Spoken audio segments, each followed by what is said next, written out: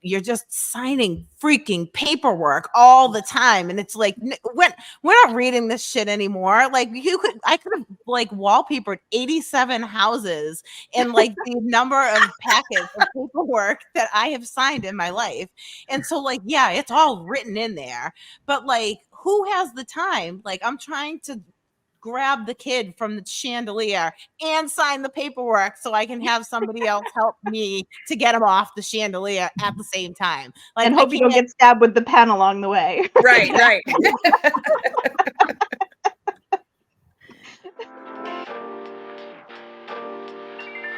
Welcome to the Easy Speak Speakeasy.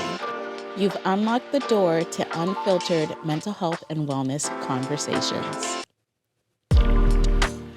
Oh my goodness. I'm so excited for this episode. Me too. Episode 35. Episode 35. And we've got some wonderful guests with the most amazing. Yes. So welcome everyone to the Easy Speakeasy.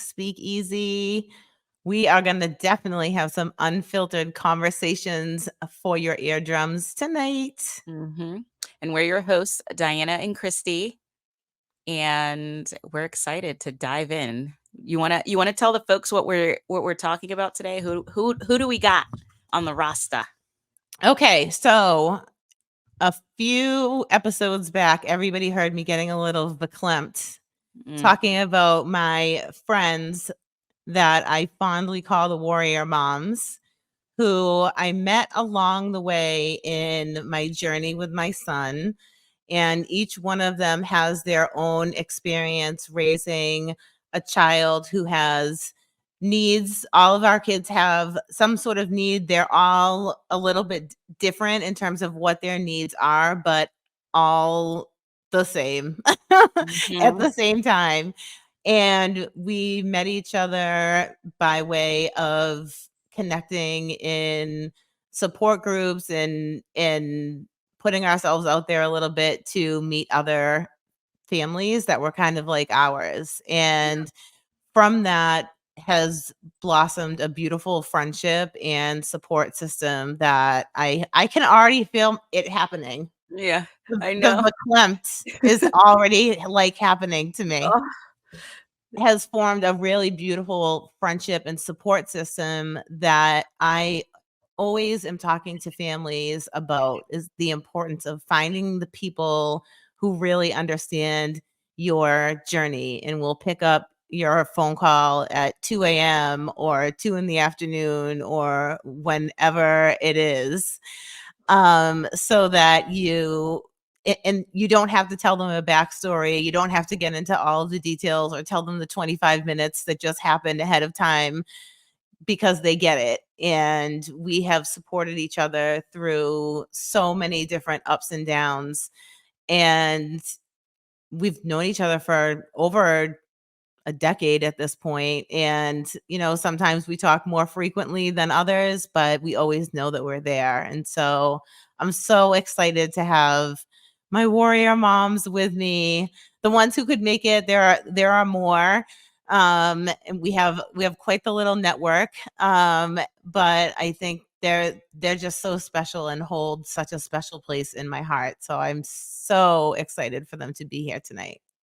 Oh my gosh, I'm so excited to have them too. I feel like the entire time I've known you, I've heard so much about the warrior moms, and I've only gotten to meet one so far. So I'm really excited that we're bringing them on today. And like you said, it's such an important thing to be able to have an amazing support system, especially when mental health challenges are afoot. So why don't we welcome them to our stage? Yes, without further ado, Yay! The warrior mom. Here they come. Oh my gosh. I wish we had like music. We need like warrior mom music. Sword. Like, the Rocky theme. Yes. Linette said we need swords. Remember when I used to post like the Xena warrior princess pictures? Warrior mom. Oh yeah. So welcome, my friends, my sisters, Jen, Linette, and Roberta. I'm so glad to have all of you here with us in the speakeasy. Yes. So from the beginning, I feel like immediately we should have a cheers Mhm. to surviving. Yes. Woohoo. Cheers. Woo, cheers. Cheers. Oh my gosh. What's everyone drinking tonight? Because I think it's probably different for all of us. I have a Bar Hill gin and tonic. Ooh, yum. I got a Crown and Coke. I was going to have Pinot Grigio, but they didn't have it. So I have somebody, what is it? I can't even say it. Sauvignon Blanc. Yes. Nice. Nice. Yes. And our episode drink for today is a tequila sunrise. So that's what I've got going on. I've got some tequila, cranberry juice, pineapple juice, agave. Yum. Yeah, it's really good.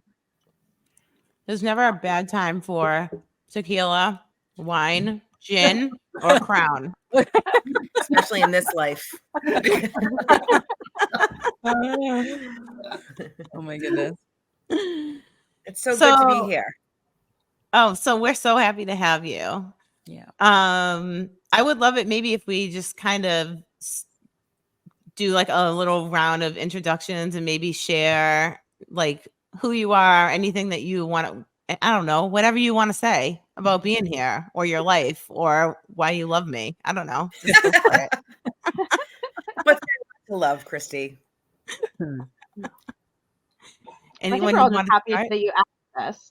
And of course we would show up. So I'm so happy that we're here together. It's been a while since we've talked in person, and we're all over the country now, but we still pick up instantly, right?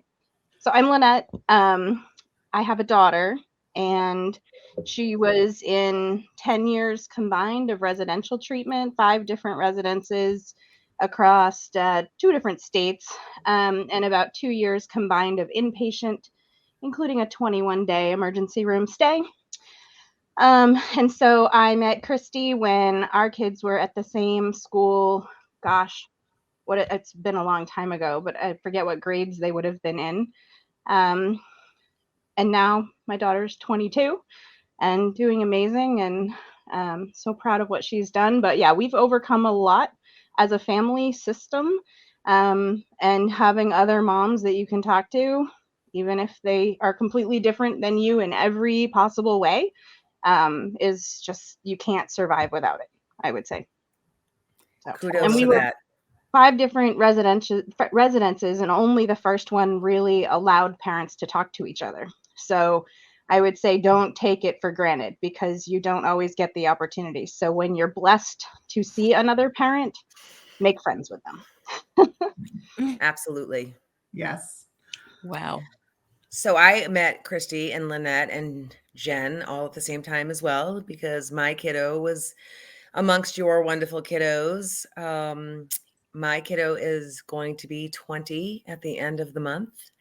We're on our 3rd current residential placement, and we have just come back from being out of state, which was not the greatest experience. And when you say, Linette, about parents getting to network and talk to each other, I think this is like really my first experience where this program really frowned upon that and tried to really hinder that possibility of parents kind of networking together, which I found to be really unsettling. So I'm kind of glad that we're not there. We're back in Massachusetts, which is great. But I agree, like meeting you guys was like a savior for me. And I say all the time now in my line of work, working with families who are either starting this journey or have been on the journey for a long time, it's so important to have this family or sisterhood or warriorhood. And actually, it's got so popular because I use it so much. People who I'll be introduced to that I haven't formally been introduced to yet. Oh, you're the warrior mom I heard about. Isn't this some warrior group that you belong to? I'm like, yes. You want to join? Because I'm telling you, that's what helps keep us going. I mean, I really think the biggest thing is you can't really walk this journey alone, you know, successfully. I mean, there probably are people that do it. I don't know how, because it's been a godsend for me having you all. And I really promote it to any family or parent that I meet in this journey. Like, connect with other parents, because unless you live the life, you really can't truly get it. So having people that can relate just really makes a difference, and I think helps us to survive this journey. So I'm really happy to be here and connect with all of you guys again. So good to see you. Same. It's really good to see you, ladies. I'm Jen, and my son met all of these lovely ladies and their kiddos way back when. He is now 24 years old. Always has lived at home. I never had the residential piece, which sometimes I was a little jealous because I never got a break. But I'm glad to say that as of 3 weeks ago, he has moved out of the house. Yay! That's a cheers. That is a cheers. Congratulations. Amazing. He still needs a ton of support, but yeah, it is what it is. But these ladies really have helped me. Even just recently, I reached out to Kristi, like, help, I'm drowning. Save me. Yeah, you need the connection with the other moms, and dads too. There were a few dads that we connected with back when, but yeah, it's so important for our mental health as parents. Absolutely. I think too, the good thing is that we can go for such a long period without kind of talking on a regular basis, but we know that we've built that connection and that, kind of sisterhood, that if something does arise, we know that we're always there to kind of either have somebody vent or offer advice. I remember, Kristi, when the story was going to come out about my son and the globe and whatnot, you gave me some advice that was really helpful and helped me like kind of really think which step I wanted to take. And I really appreciated that. And I still remember it. And, it's been years now. And we hadn't talked in a while. We stay in touch on Facebook, social media and whatnot. But it's such a comfort to know that we could just pick up the phone or go on the computer and we still always have that support. It's an awesome feeling. And that's what I try to express to people that I meet in this journey. Like, creating that group is just always almost like a never-ending support system. You'll always have that person. Right. Even if our stories aren't always the same. Like I think you were saying earlier that we, all of our kids are different, but kind of the same in some aspects. So it really is such a great thing to have and to be part of. So I am forever grateful, for sure. I think it's like family you get to choose, right? And with our world that we live in, sometimes family chooses not to be with us anymore. Residential, marriages, only 1% of them survive. So we've all been there for each other in various stages of our marriages and our family life when, somebody on a holiday doesn't understand our kid or we're not welcome at an event or whatever. And then we can come back to this chosen family and work through even those other family dynamics. So it's been awesome to have everybody here on the screen. It has been. And it's been so awesome to see your kids flourish the way that they have. Wow. Yeah, it really is amazing. And my kiddo has come far. We're still kind of in the midst of it. Got a couple of years left in the education system.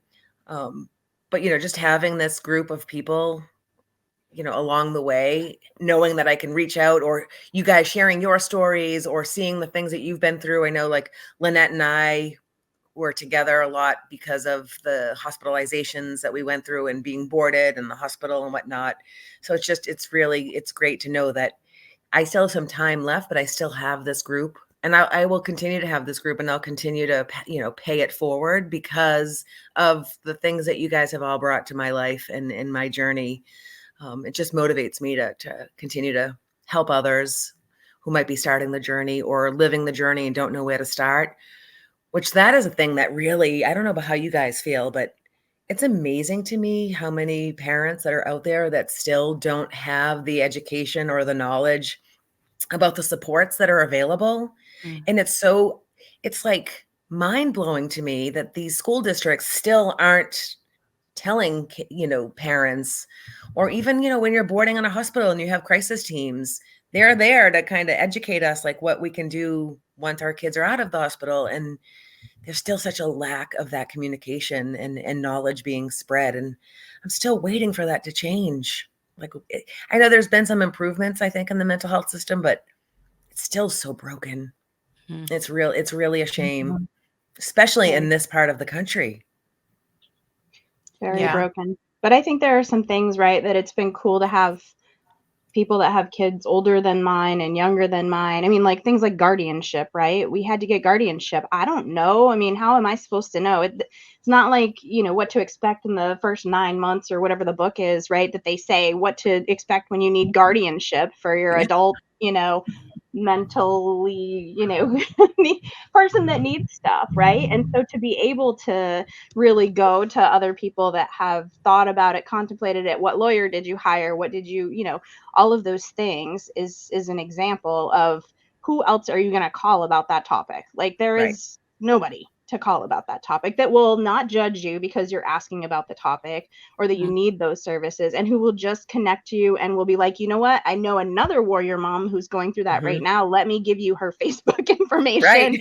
And then we make an instant introduction and we extend the family and we help problem solve on a kind of a niche topic that not every parent should have to worry about. Yeah. There's So no true. book.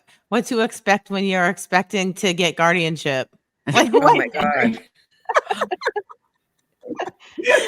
You know, all the little things that come underneath guardianship, all of the responsibilities, even the lawyers. Like, I feel like they give you, a list of responsibilities, but they don't really give you like true education on what those responsibilities are going to entail. When I went through it, I found out, oh yeah, by the way, your son gets his own attorney. And that attorney, depending on how that attorney is, they could either make the situation easier or worse. So pray to get a good attorney. I'm like, what? Yeah, Like that's right. and thankfully, I mean, we got lucky, and I think being an educated mom, or a warrior mom, as we like to say, I built a good rapport with that attorney, and it worked out well for me. But I've heard some horror stories, so it's like, you're right, Linette. Like there's no guide. Nobody gives us that information, and And that's podcasts the like main this, topic. and right. And it's so great to have podcasts like this, because I think more and more people are getting into the podcast. And, for me, I love being in the car when I do have alone time with no kids. I'm like, all right, what podcast am I going to listen to? So it's such a great way to kind of get the word out, because I'm all about educating and, helping other people, especially that are living this journey, find resources and know that they're not alone. I mean, I think that's the biggest message I'd like to get out of this podcast, and the people that listen to it, is you're not alone. Like there are people out there that are living the life that will help guide you and give you those resources that have worked for them, or share the horror stories that haven't worked for them so that you know what to avoid. exactly.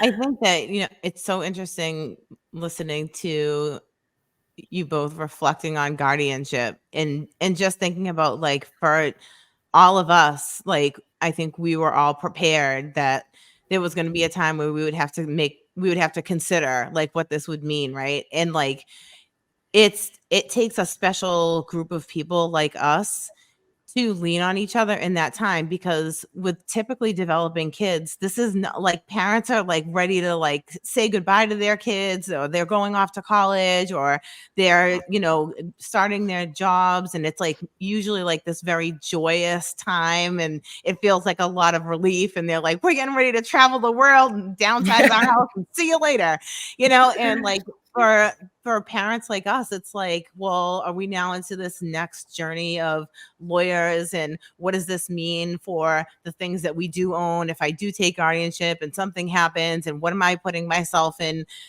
for in terms of liability, and will I even end up with guardianship if I do this, and am I limiting my child? And there are like all of these things that, like, most families, this is like a time of joy. And I feel like for families like ours, it brings up like another like pain point and grief point in this journey of like raising kids that have mental health needs, or like different types of needs. And sometimes I know for me, it feels like every time I get to a place where, all right, like things are going well, like something happens or some systemic stupidity goes on. And I'm like, what? Like now I have to deal with this like dumbass thing that, like, when is this ever going to end? Like parenting is forever, but this particular type of parenting, just, it really feels like sometimes that there's never just going to be like, okay, like we've got to this point where we don't have to worry about this anymore. Like it's always sort of a waiting for the other shoe to drop because of all of the things that we've gone through. And like every time that it seems like there's a joyous time for other people, it's not for me. And it was so hard too. I think certain moments, like you say, the milestones, right? The graduations, the proms, the watching other people's Facebook feeds, like really upsetting and traumatizing, right? When we're like sitting in an emergency room or, the thing. I'm going through that right now. It's like I get to see both sides because I have twins that are, graduating in 3 weeks. And I have my oldest who is saying to me like, Mom, I got a job at school now, but I'm not making the money that Ayla and Will are making. Well, how come I'm not making that money? It's not fair. It's not fair. It's like, and trying to explain. Comparison, we have the same, right? My daughter I have a son and a stepson, and she's always comparing, well, they get this, they get that. And it's like, you can't compare. You all have your own needs and everything. And I'm doing the best I can with you each individually. Like, give me a break here, right? But it's some of those milestones are really upsetting to compare. I mean, comparison's the thief of joy or whatever that saying is, but it's really hard not to do that. And it's really hard on siblings too. It's hard on the whole family system. I mean, it's just hard. And so that's why we have to have warrior moms, not only for the hard stuff, right? And I'm so proud of us. We have done some badass stuff, right? We've changed state laws. We've advocated on the Globe and like many other publications. We've been on TV. We've like raised awareness. We've shared stories on the floor of the Speaker of the House of the United States Capitol building. Like we have in this round like done some pretty kick-ass stuff. Well, cheers to that. Yes. That, oh my God, Linette, you could make me cry. I just remember like, I think you were kind of the warrior of all warriors with your advocacy and getting to the floor of the United States. I mean, geez, you were such an inspiration for me in the beginning there. Like you really motivated me to know that my voice can make a change and that standing up and talking and sharing my story is going to make a difference. Before I met you guys, I didn't have that, I think, that motivation or that courage. So those support groups back that you're talking about, Kristi, started it all. I mean, that's where we all really met. Cheers to Susan Ramsey. Yes. So Susan was a parent coordinator that insisted on, I think she was a parent as well of a much older child than ours is, right? But she stayed there at that school and residence that her son had been at and insisted that parents be able to have a forum and meet together. And I remember like the first time I met, was it the Thanksgiving where everybody was invited for Thanksgiving at that school? And I remember like, oh my God, there is no way we can get through a Thanksgiving meal without somebody throwing something at someone. I don't think it's safe for us to even, like, we can't even hold Thanksgiving together in our own home, but to go to like a school, it wasn't a cafeteria, but like an assembly hall room thing made into dining tables with all these other families. I was like, there is no way that this is safe. Like we just got out of the hospital. I can't deal with Thanksgiving dinner. And I remember being like, okay, we've got to go. I haven't seen another parent. And so I mustered up the courage, put everybody in the car, like, we're going. I don't want to hear your complaints. Like, we're going to Thanksgiving. And then I met all the other dysfunctional families just like us. And met maybe things were thrown. There was probably turkey flying. I don't know. But like, I just remember that being the first time I mustered up the courage to put myself out there to like meet other families. So it's not easy either. I think saying dysfunctional is just being politically correct. There's some other words that I could come up with just to I particularly remember one Halloween when Linette had us and our kiddos over to her house to carve pumpkins with knives. What could go wrong? I mean, the ambulance knows our address, so why not? Yeah. We were like, Oh my what? God. We're basically a full staff. Right. When you look at all of us, We've like, been trained you all know. but the restraint stuff, right? They trained us on Right. everything except restraint, so we were good to go. Oh my goodness.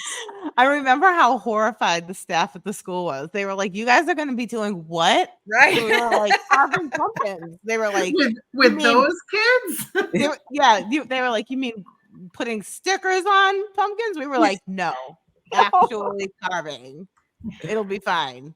But I think like that is like the thing about collectively being together, right? Like if one of us said that, DCF probably would have been at our door, right? Oh, like, God. oh, you're gonna carve a pumpkin with your kid? Like, not this kid who says whatever things that our kids say all the time whenever they get an attitude about something. But like with all of us together saying, yeah, we're gonna take our kids together who are friends that are at this school, and we're gonna take them outside of the school to actually do something together, like other typical kids that they see in the world. Like they have the right to do this, Right. and we have the ability to do it. We know all of the numbers, we know all of the people, like it'll be fine. And like everybody survived. And we're not I don't know. questioned if we had to leave quickly. Like, Right. Yeah. come on, we gotta go. Nobody's like looking at us like, why are you leaving early? And we went to birthday parties too. I remember, Kristi, we went to your son's birthday party, Mhm. and I mean, we hadn't been invited to a birthday party ever, never. And to know like we could go, and if we had to escape very quickly, we might have even been on a day pass from a hospital going to the birthday party, Mhm. right? And Right. it was okay. And so, I mean, you can't replace that. There is no therapeutic intervention that any of these policemen can give that replaces what we did and do for each other, right? Mhm. It's as simple as that. Absolutely. I told my typical daughter that we were doing this. She just graduated college. But I told her that we were getting together to do this podcast, and I was meeting up with the warrior moms, and she fondly remembers having the sibling group to go to. Oh, right. Yes. And, you know, that really saved her at that time. So, you know, the importance of connecting your siblings with other siblings that have, you know, social emotional siblings. And I remember that too. And I remember bringing my kids, and it was kind of a hike for me to drive. Right.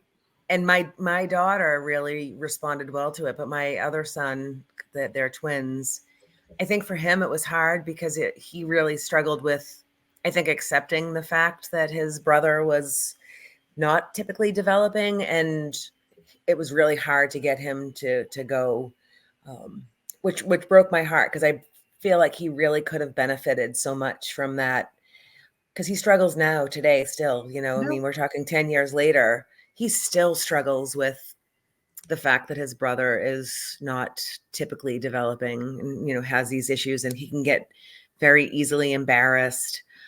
But on the flip side, I will say that I'm very proud of both of my twins, because when push comes to shove, they're the first ones to defend their brother if something goes down, you know, or something happens out in the community or whatnot.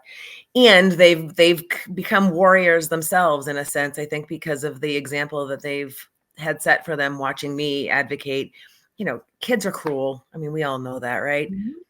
They still have kids. They're 18 years old, and they still have kids who will like dig up something that my son does online. My older son, you know, he's trying to be like everybody else. You know, he sees what his brother and sister do, so he's going to do something online, you know, post a video or whatnot, and it's something about what he likes, but it's not maybe age appropriate or whatnot. So my twins have peers that will deliberately dig that up and, you know, show it to everybody.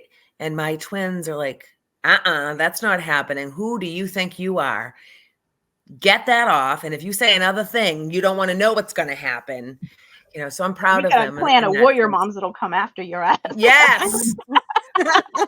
Or even better, Linette, my daughter will go right over and educate them on mental health and, autism and Yeah. whatnot, and be like, do you even know what it's about? Have you ever even known anybody, or have you lived with it? I have. And let me tell you.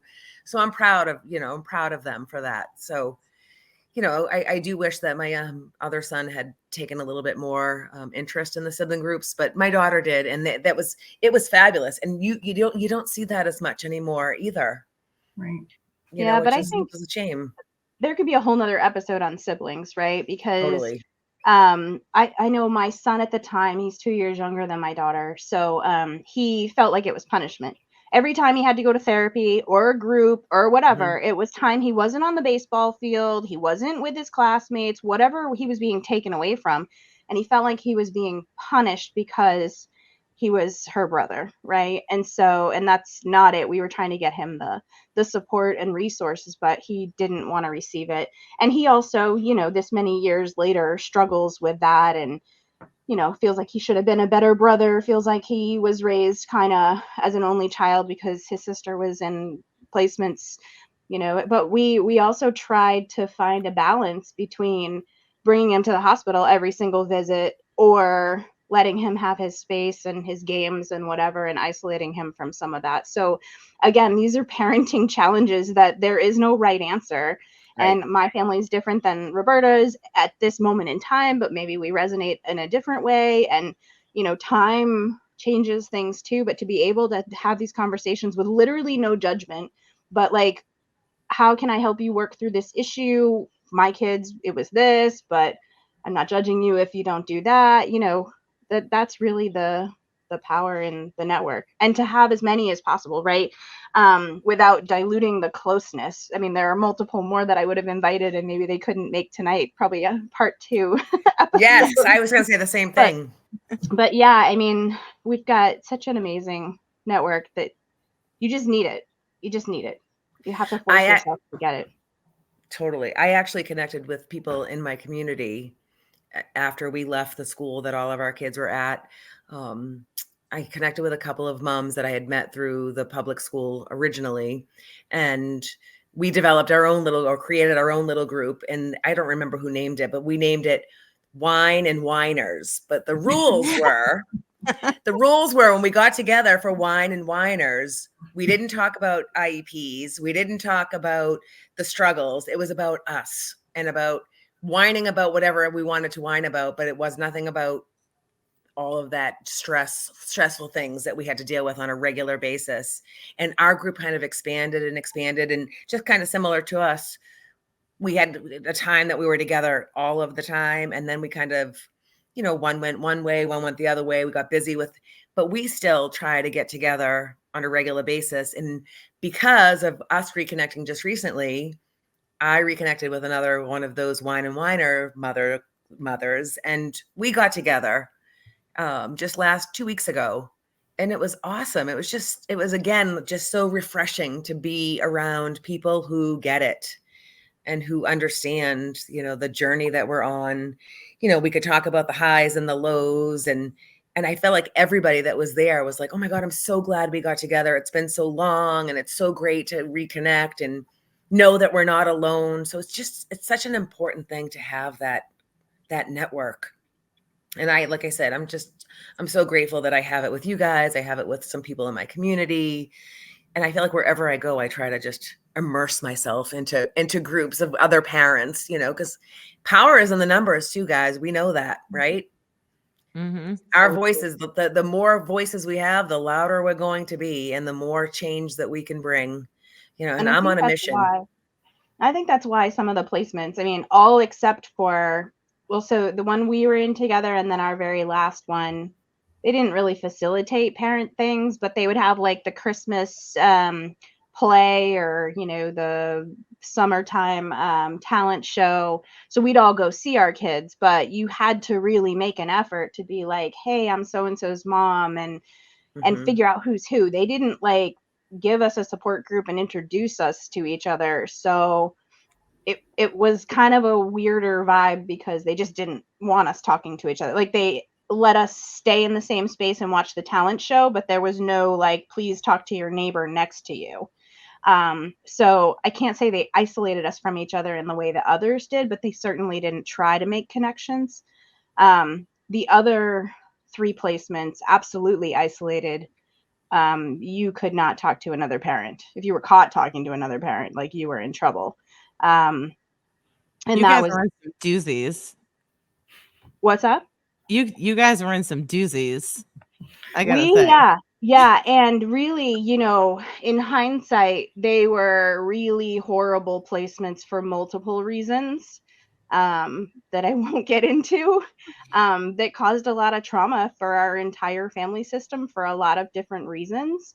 And I think there's a reason that those placements didn't want us to talk amongst the parents, because it's an abuse tactic.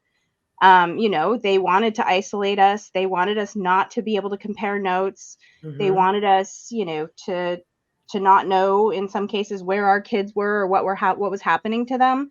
They didn't want, investigations happening, etc. And so there's a reason why they isolate you from each other. So if you're being isolated, that's bad red flags, right? Yeah. And you should Totally. find other parents, or find a placement that doesn't keep you from other parents. Yeah, Or go on I your own. remember when Diana and I were first starting Pinnacle. I was doing some work with state agencies, and you were going through some stuff, and I would like leave work in the middle of the day, and Diana's house was right around the corner from my office, and I would go over there and I would be like, I can literally not have a meeting with this place knowing what they're doing, and I'm sitting in front of them listening to them completely lie about what is happening, because like you were talking to me about what was going on, and I couldn't share that. But I would go into these programs, and they were just like, they were like, don't you see all of the daisies that are just growing right out of our walls here? It's just so wonderful. Everything's great. All of the parents love it. I'm like, where are the parents? I'd love to meet them. And they're like, they're all busy right now. I'm like, huh. It's so aggravating. But Kristi, Kristi, you and Roberta, and PPAL is if you're in Massachusetts, PPAL is a great parent network, and some of the ladies that have lived experience that work for PPAL, they also are warrior moms. And so if I didn't have those warrior mom connections, I would totally have thought I was crazy going through the trauma and horribleness that we were going in 3 placements. It's not like it was a isolated one-off. This is a systematic broken thing where parents are like shooed out of their kids' life, and they take possession of your kids and then do horrible things to them in some cases. And it's just not okay. And if I didn't have warrior moms that were in the mental health realm as their profession to call on to say, I need help, come be my advocate, come, like, how do I launch an investigation? Who do I call? Like, I don't even want to know what would have happened to my daughter. It would have been even worse, right? Yeah, or even like, like so many, and this is in or out of, if your kid is receiving community-based interventions or residential interventions, like every kid and parent has rights. You have human rights. There are certain things that like you have the right to speak about. You have the right to complain. You have the right to write, written complaints about things, or like, and these are things that like you get into this like rotation with services, and it's like you're just signing freaking paperwork all the time, and it's like when we're not reading this shit anymore. Like I could have like wallpapered 87 houses and like the number of packets of paperwork that I have signed in my life. And so like, yeah, it's all written in there, but like who has the time? Like I'm trying to grab the kid from the chandelier and sign the paperwork so I can have somebody else help me to get him off the chandelier at the same time. Like, and hope you don't get stabbed with the pen along the way. Right.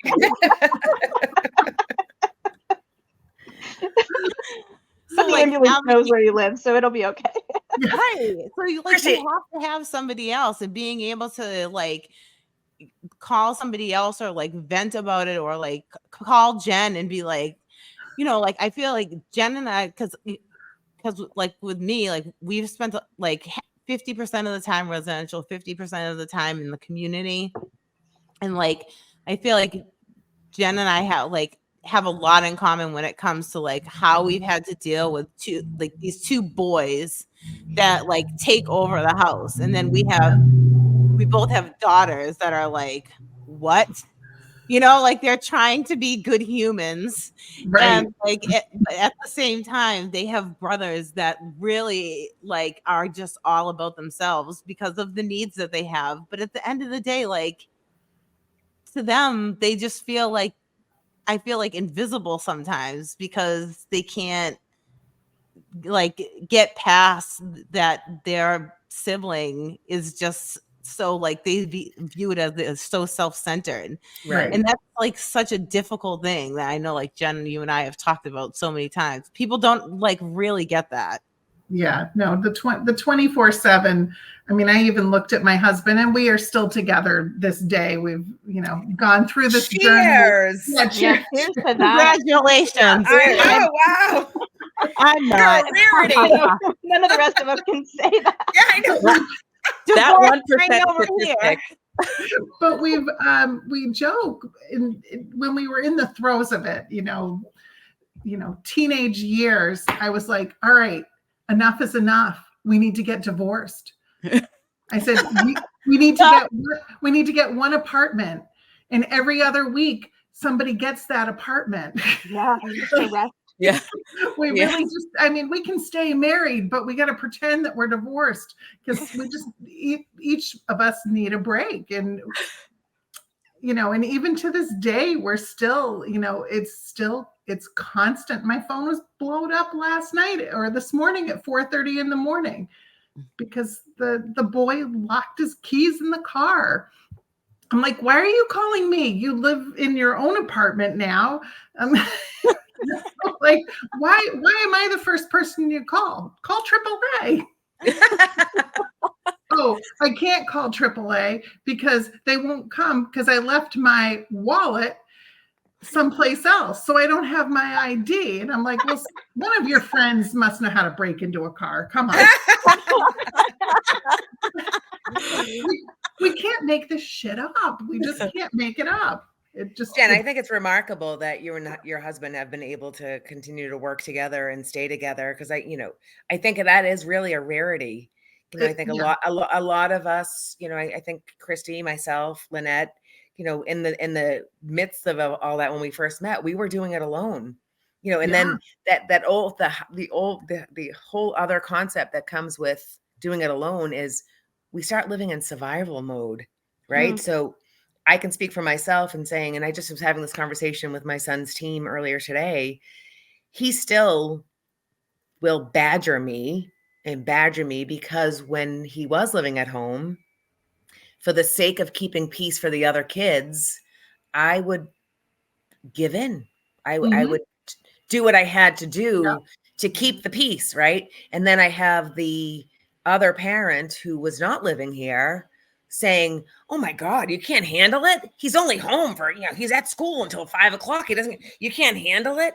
Well, he wasn't living the life. He still doesn't live the life, but he's the first one to criticize and say, you're not doing this right. But you know what? For me, that gave me even more power to persevere and do the what I could do to help my kid be successful and help my other kids be successful. But it is not easy when you're on your own. It has not been easy. No, I'm not. I do keep the peace. I am the one that, that my son would always come to. Never go down because he knows I'm a pushover. Yeah. But all the schools taught me is just de-escalate. Well, how do you de-escalate? Oh, here, have what you wanted because then you won't fight me. That was their solution. And I'm like, well, that's giving in. Right. Well, I just wanted to say that I think that your husband is a warrior dad. I mean, he totally is. Yes.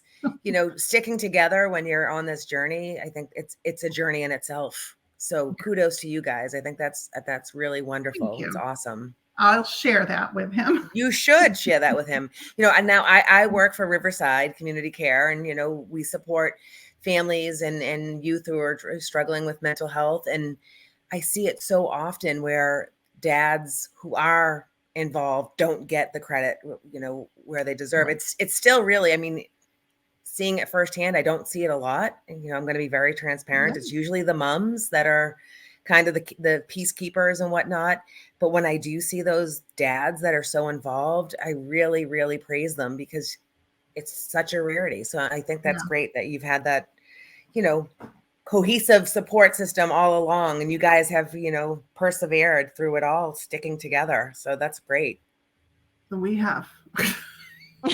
That's why my hair is gray. That's why. And I think, Roberta and Kristi going into the mental health field, there's no way that I could do that. I really have a lot of admiration for your ability to do that, because I know I needed breaks, right? I mean, I work full time, a big corporate job, and I'm amazed. Linette, excuse me, you don't give yourself credit. You work more than full time. Yeah, no, I work crazy hours and travel a lot. But I need breaks from my daughter's stuff. I mean, it's better now. It's more manageable, which is why I can work the job that I do. But I really don't know how I kept my job the whole time. I know so many parents could not keep their jobs while we navigated all of this. So I feel really blessed from my employer standpoint. But frankly, I need to feed my own everything about my career and my aspirations and my goals that I had before I had my daughter.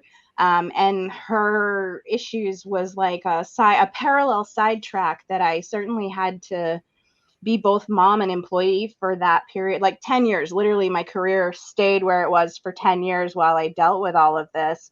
And then getting remarried and having a blended family and different support and whatever, I was able to climb the ladder again and focus more on my career. But there is no way that I could advocate for my child in this system and then go help anyone other than the Warrior Moms, like on a professional basis. So I literally don't know how. I have to split my brain to give myself a place of peace and something else to focus on. I don't know how you can completely immerse your work world and your private personal world in this broken mental health system. It's very admirable. So. Oh, thank you. I think for me, it was because I had firsthand experience having a team from Riverside that it was like, well, it was funny because when they came into the house, I knew so much. They were like, geez, I don't really know how many, what else I can offer you in terms of resources. You seem to already know everything. And it was one of those people that said to me, you would really make a great family partner. But like you, I was so busy with trying to deal with my son's needs. He was still living at home. I was fighting the school district. He was going to school an hour away from where he lived. And then we got to the point where we recognized that he needed to be in a residential placement. And I kind of felt also because of you Warrior Moms and seeing all that you had done and helped me and seeing what you did for your kids and making a difference in the systems, it just motivated me to want to pay it forward. So that's what made me get into the field. And I've been blessed too, working for an agency that has so many other people that work for them that have lived experience. So I'm supported instead of, punished, for lack of better words, if something arises with my son that I have to take time off. So it's been a blessing in a sense that I get to work again, because I didn't work for 10 years because I was so busy as a single mom trying to raise a child that had significant needs and care for my other two, that when I got to go back to work, I got to go back to work and continue to make a difference and share my story and motivate other families and other moms and dads. Because again, I can't say it enough. I just really feel like the power is in the people, and the more voices that we can conjure up to have their voices heard, the more apt we're going to be able to make a change in these people's lives and in their journeys. I think this is like such a friggin' problem that we all have this experience that we had to put our professional lives and careers on pause because the mental health system sucks. And it's just like it's wrong, right? And like Diana and I at Pinnacle, like one of the things that we're always is like an actual problem of our business is that most parents couldn't afford to pay for our service out of pocket because they can't work because they're trying to help their kid. Right. But then they can't pay for the services because they're out of work trying to help Right. their kid. And it's like, what the fuck is this system? Like, how is anybody supposed to get better? Like families are how do breaking you down. Like, it's just crazy. This is not a way to fix this problem at all. At all. how do you work when you're being boarded in an ER for 21 days? Exactly. I will tell you that I told my boss, and I had a close-knit team of all guys. I'm in a male-dominated industry. And I told my boss that my daughter's in the hospital. And I didn't really elaborate. I didn't say mental health because it was so stigmatized then as is now, but maybe even more then. And I think he just thought it was like cancer treatments or something, like something really tragic from a medical perspective. So they didn't really ask a lot of questions. And this was way, way, way before COVID and virtual anything. And he was like, just work when you can. I literally, when she was sedated, not even asleep, but sedated, I would work on my laptop in an emergency room. And so it just like what we have to go through in order to keep our jobs. Sorry, my lighting is blowing up on me. What we have to go through in order to keep our jobs is like a heroic thing in itself. And if I didn't have the support system around me at work and not work, there was no way I could have kept my job. I mean, how do you work in an emergency room? I wasn't eating, I wasn't sleeping, I was running totally on adrenaline.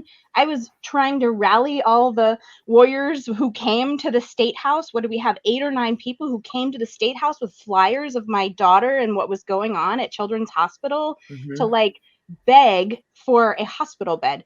And then when they finally made a deal with the hospital administrator 2 hours away, then okay, now I get to drive 2 hours each way each day to work with doctors there while also, working on my laptop each direction. When I got to the parking lot, I'd do catch up on emails, go in, deal with the hospital, come back out to the parking lot, catch up on emails, get to the Little League game for my son 2 hours away, catch up on emails. Like, how do you sustain that for any length of time? It's just well, I think you said it earlier, like some people, and you've identified it, you need to separate. You can't work and deal with the stuff that's going on with your daughter. So everybody's different. And the fact that you identify that you couldn't work in the field and live the life at the same time is huge. It's a huge accomplishment for you to recognize what works for you in terms of your own mental health. Sometimes I question, why am I in this role? Why am I continuing to do this? Because I'm still living it. But for me, I think, we're all different. It drives me, and there are times that I need to, take a break. And my thing is pickleball. I go out and slam a ball, and get the adrenaline out that way. But, we're all different. And the fact that you recognize, I think it's important that we all recognize what works for us in terms of taking care of our own mental health. Right. I think so. I'm so glad that your thing is pickleball because my thing is Jen's cupcakes. I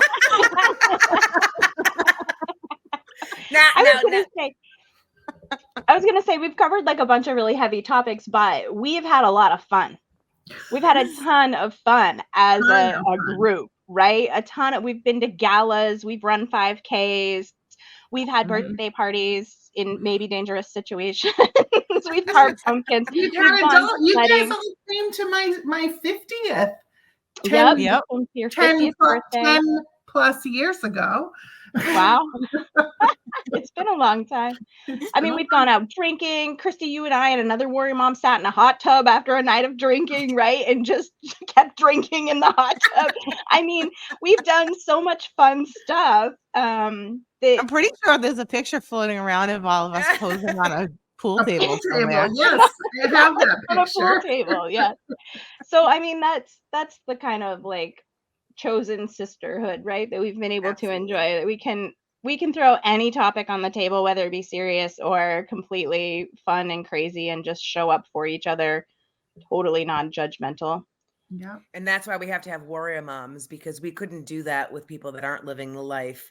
You know, the minute we start talking about, you know, this struggle or that struggle, we're going to lose them. I mean, I And don't want to, traumatize them. right, or traumatize them. I don't want to discount the fact that I have many friends who are supportive in the sense that, you know, they'll listen to me vent, but it's not quite the same hanging out and doing fun things with somebody that can totally relate to, you know, and we can laugh about the struggles, and we can laugh about the fact that, you know, I mean, I remember when my son was boarding and he wanted, I forget what it was. He wanted the Wii controller or something. And this particular hospital, they didn't have a lot of things for kids. The one thing they had was the Wii, and he needed this particular controller to play this particular game. And he was asking, you know, of course, when you're in the emergency room and you're boarding in a psych ward and you're in an emergency room that's not necessarily geared towards children, you have big burly security guys, you know, standing over you. And here's my 10-year-old kid, you know, trying to get the guy's attention so he can get the remote. And you know, he says, I need the remote for the Wii. And the security guards go back to talking to each other. And then my kid starts kind of flipping out and having a complete meltdown. And then the nurse comes in and says to me as the mom, you know, I think you really need to maybe discipline him more. So I had a, Yeah, if only we would have thought about that, maybe we wouldn't be in the ER right now. right? So I had to step, I had to say, we need to step outside of the room because there was going to be World War III if we didn't. So I just remember saying to her, have you had any training in mental health, or have you attended any seminars, read any books? Or, well, she said to me, I've been a nurse for 15 years. And I said, well, I bet you're a fabulous nurse. But if you haven't read any books, done any training, worked in the field, do not ever tell me or any other mother that we need to discipline our kids more, you know, and I can share that with you guys and we can laugh about it. Whereas if you're with your friends that don't necessarily have kids living this journey, they'd be like, oh, you did that? My God. Mm-hmm. That's why we call ourselves warriors. Exactly. You go, right? Correct.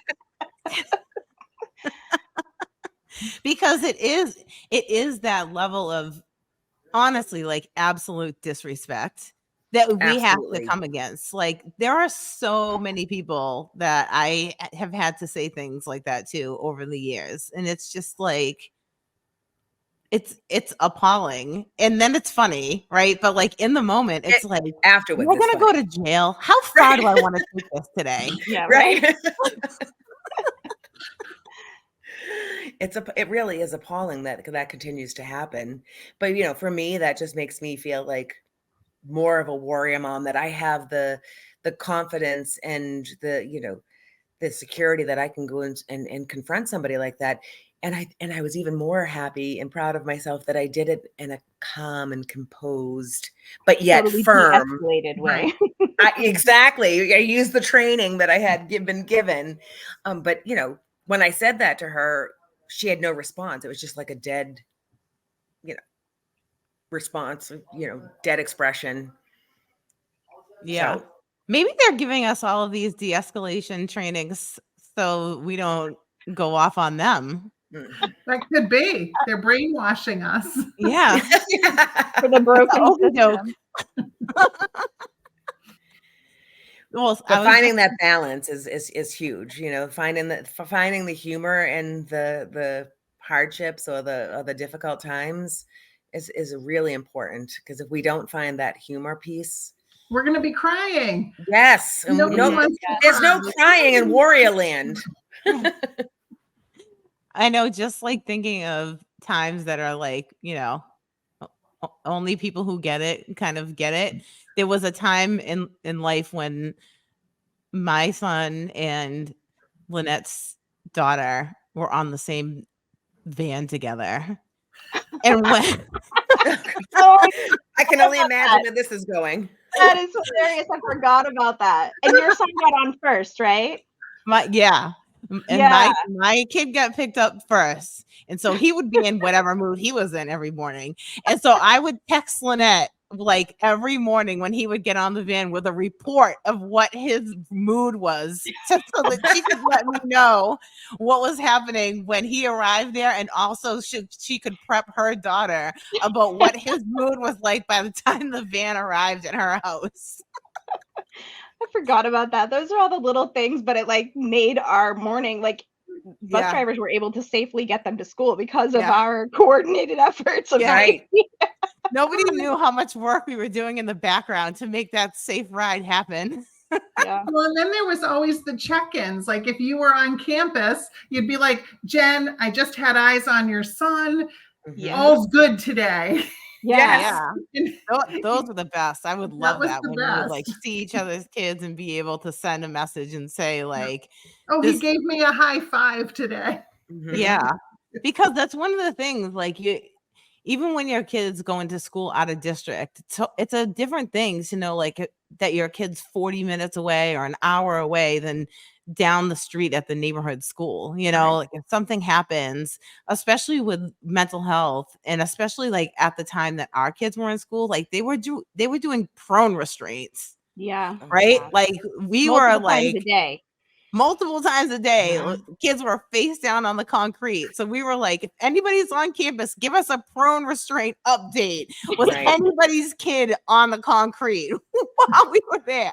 And these are things that would traumatize other parents. But I also think it was important probably for our kids. Jen, like you said, somebody gave me a high five. I think the kids probably, I don't want to speak for them, but I think the kids probably totally benefited from seeing their parents have a network.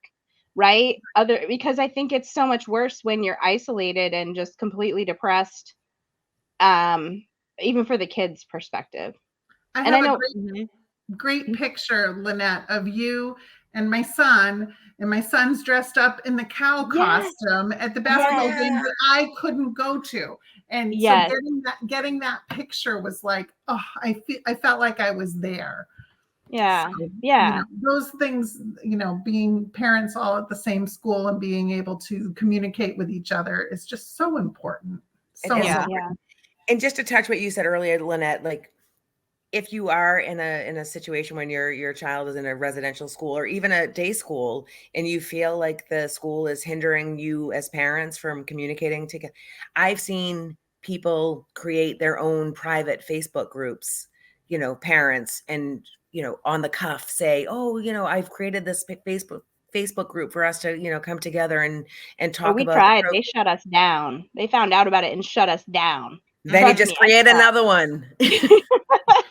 You got to be a sleuth about it, right? You have to be very, but it is true though. You can't always trust everybody. That I think there is always that risk of somebody from the school kind of posing as a parent or an interested party. But I still think it's a good idea to try, because again, getting that group, forming your own Warrior Moms group is going to be so beneficial. I mean, just look at us years later. Like it's crazy to think it's been over a decade. Yeah. And we're all still alive. We're still strong. We're still going. Still alive too. Yeah. Yes. All of our kids have made it. Somebody said like there's no crying in Warrior Land, but I will, like, she's not on this call, but one of the Warrior Moms, I remember her saying, okay, we're going to set a timer. You can cry for the next 10 minutes and then we're going to not cry anymore. And then she literally let me cry for 10 minutes, totally sobbing my eyeballs out, and said, it is exactly as hard as you think it is. Right? And those words have stuck with me, and I've used them with other Warrior Moms, because just to have somebody validate, this is really tough stuff. And it is okay to be traumatized and cry and grieve and not be okay. But we can't live in that land, and I'm here. 10-minute timer's up, and now we're back to warrioring, right?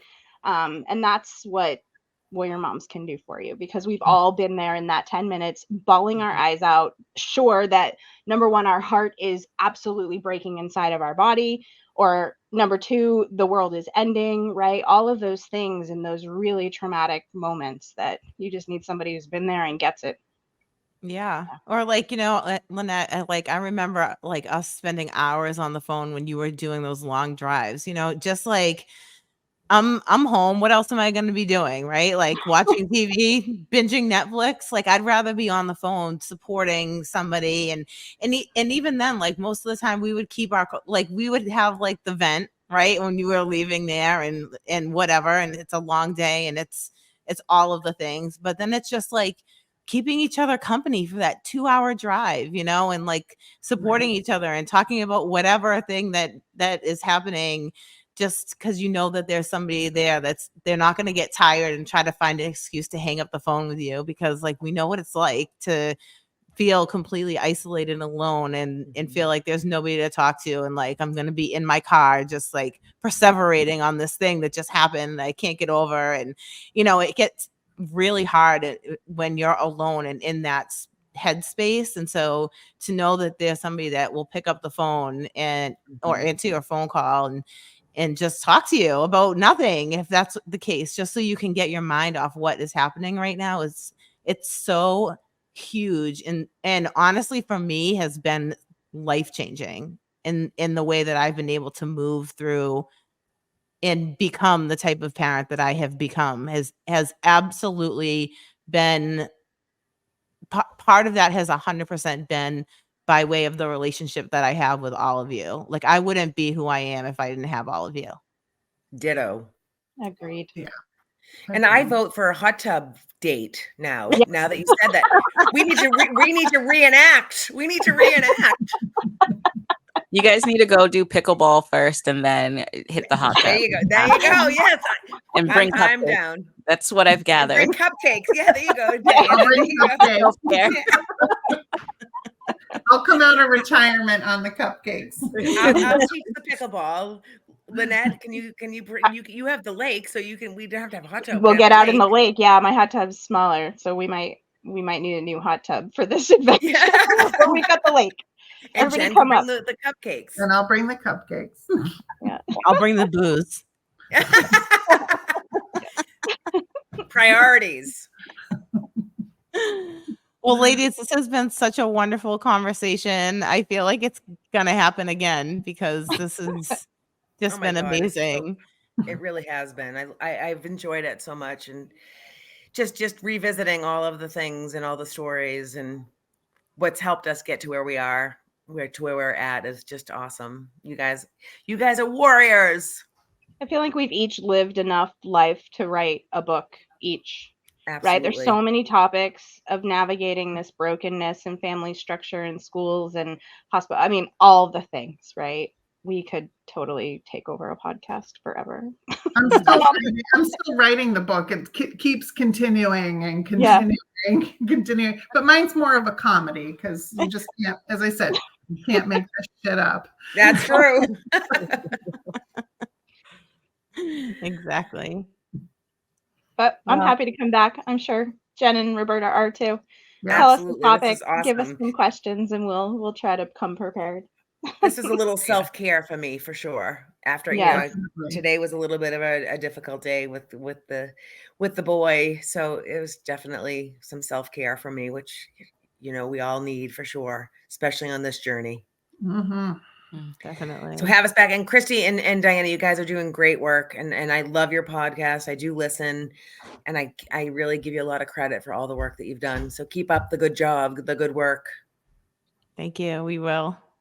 Thank you so much. This has been Awesome. so inspiring. It really, really is so amazing to hear all of your stories and just the amazing support system that you all have built with one another. I know that people who are listening are going to feel inspired by it. And, we always talk about how mental health challenges are just such an isolating experience for people, and for so many different reasons. And I think what we're trying to do with the podcast is really break down those barriers so that people feel in community with one another. And, we always say that mental health is a medical issue, but with social solutions. And you guys are a true testament to that. And so thank you so much for being here with us. It's been really awesome. And I think we need to have a Warrior Mom series and have you guys come back intermittently and share with people your wisdom, because I know that we are just touching the surface today. So thank you all so much. Yes, that'll be great. Thank you. Awesome. Thank you.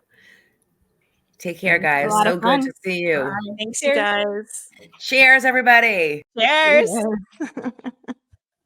Oh, don't you my just love goodness. them?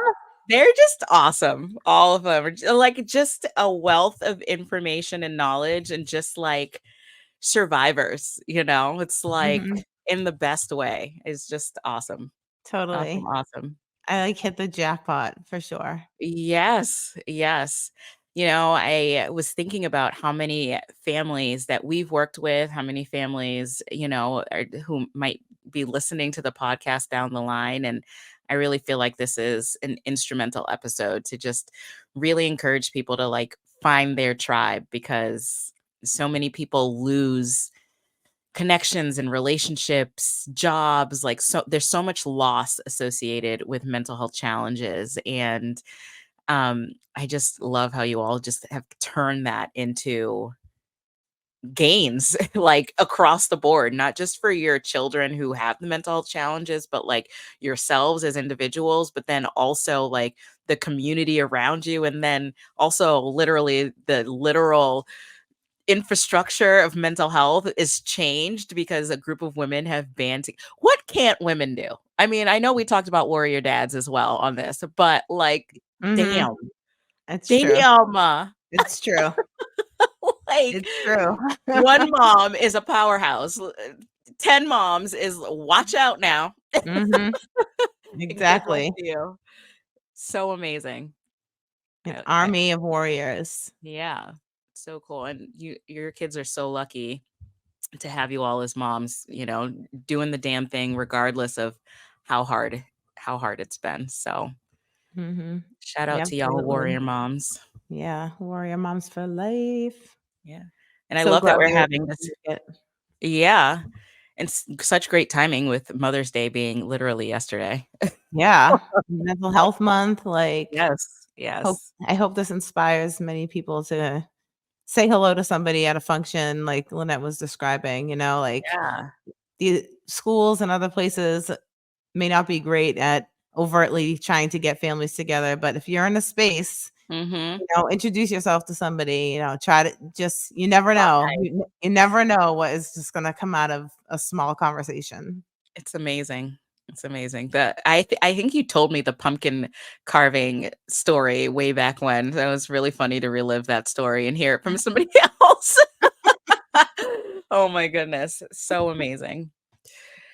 All right. Well, thank you all so much for coming and listening to this very special episode of the Easy Speak Speakeasy. We hope you'll stick around for our meditation minute.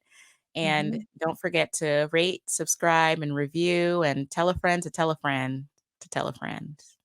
And a warrior mom. And a warrior mom. Bye. Bye.